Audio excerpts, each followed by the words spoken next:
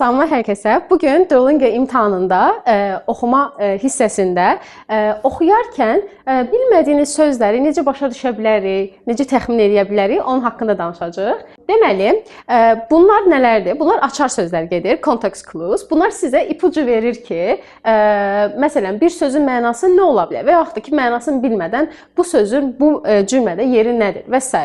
Bunları nə bizə verə bilər? İlk öncə onlardan öncə gələn və yaxud da ki, daha sonra gələn cümlə. Ümumilikdə sizə verilən tekst onsuz da sizə kömək eləyəcək. Burası ayrı. Amma əsasən də bu sözlərin istifadə olunduğu boşluqdan öncə və daha sonra gələn cümlələr sizin üçün çox önəmli olacaq. Oxuyandan sonra təxmin eləyə biləcəksiniz artıq sözün mənasını. Digər məsələ nümunələr. Bəzən nümunələr verilir, spesifik adlar çəkilir. Burada artıq sizə söhbət nədən gedir, hansı növ söz axtarmalısınız, bu da sizə kömək eləyəcək. Və həmçinin bizim conjunctionlarımız, yəni bağlayıcılarımız var. Bunlar bir neçə yerə bölünür. Məsələn, səbəb-nəticə əlaqəsini yaradanlar, məsələn, so və yaxud da ki, məsələn, ziddiyyət yaradanlar, kontrast yaradanlar, but, however, hansı ki, amma ancaq lakin deməkdir. Bunlara da diqqət yetirməlisiniz ki, sizin ikinci cümlədə gələn sözünüz antonim ola bilər. Niyə? Çünki burada ziddiyyət var. Məsələn, but istifadə olunub, however istifadə olunub. Nümunəmizə baxaq. Emma forgot her umbrella, so she was completely soaked when she arrived home.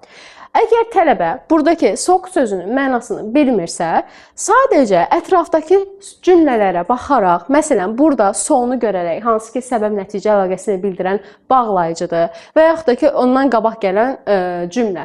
Forgot her umbrella. Umbrella, yəni A1 səviyyə deyə bilərəm ki, sözdür.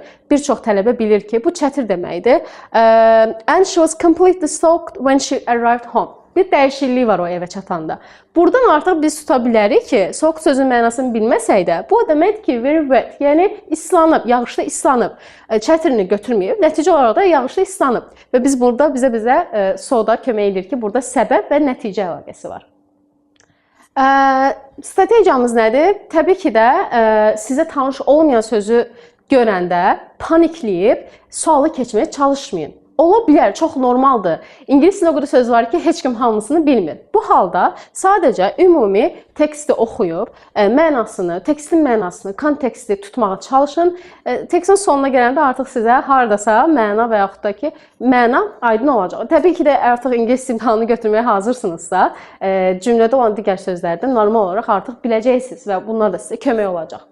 Digər dediyim strategiya nə idi? Signal words, hansılar ki, bunlar bağlayıcılardır, ziddiyyət yaradanlar, səbəb-nəticə yaradanlar, ideyanı aydınlaşdıranlar, izahını verənlər, nümunə kimi davam edənlər, for example, for instance, although və s. Bunlar hamısı sizə ümumilikdə tanış olmayan sözün mənasını hardasa tutmağa kömək eləyəcək. Və strategiyamız nədir? Özünüzə suallar verin imtahanda. Məsələn, what is this sentence mainly talking about? Even if one word is unknown, understanding the main idea is usually enough to answer correctly. So, ümumilikdə dediyim kimi cümləni oxumaq, özünüzə sual vermək, burada nədən söhbət gedir, mənə hansı növ söz lazımdır. Birinci bunları beyninizdə oturuzdurun və daha sonra artıq signal wordsləri, keywordsləri, açar sözləri axtararaq sözün mənasını təxmin etməyə çalışın. Və biz bu bacarığımızı necə inkişaf etdirə bilərik? Deməli, birinci sözün mənasını ümumilikdə artikellər oxuyaraq, çalışın ki, artikellər oxuyarkən sözlərin mənasını təxmin eləməyə çalışın. Daha sonra lüğət istifadə edin. Sözü görən kimi lüğəti istifadə etməyə qaçmayın, çünki bu sizin beyninizi və dili öyrənmə prosesinizi zəif edə bilər, yavaşlada bilər.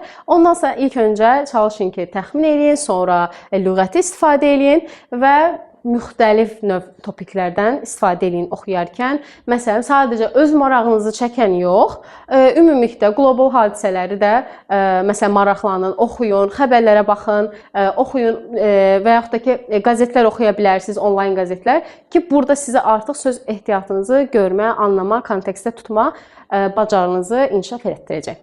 Bu qədər.